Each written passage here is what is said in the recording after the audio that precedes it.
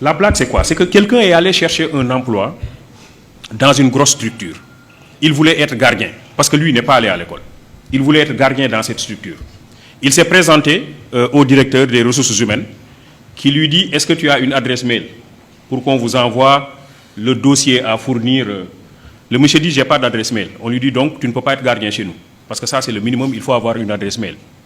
Le monsieur part et en rentrant, il voulait acheter une barre de cigarettes et il a vu qu'il n'avait pas de boutique sur toute la ruelle.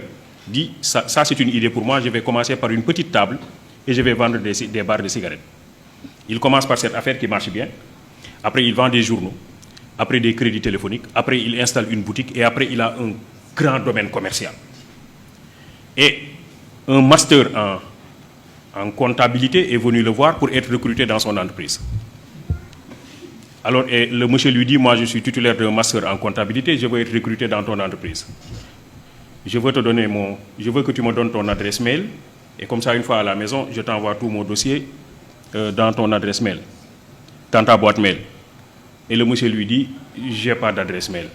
Il dit, toi, tu n'as pas d'adresse mail et tu es propriétaire de ce grand domaine commercial. Si tu avais une adresse mail, tu serais le plus grand opérateur économique du monde. Il lui dit, si j'avais une adresse mail, je serais gardien. En réalité, ce que je vous dis, c'est que c'est ça aussi l'entrepreneuriat. L'idée, c'est quoi? L'idée, c'est se connecter à soi. Et pour pouvoir interroger les multiples opportunités qui existent dans la localité, dans l'environnement. Nous avons un système de formation qui nous déconnecte de notre environnement et qui nous déconnecte de nous-mêmes.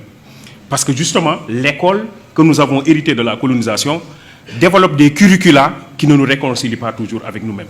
Et qui, pire, développe un complexe d'infériorité par rapport à l'autre. M. Diop parlait tantôt du benchmarking pour aller chercher chez les autres des choses qu'ils font et qui ne sont pas toujours adaptées à nos propres problèmes. En réalité, c'est cela aussi, c'est ce complexe d'infériorité. Les autres font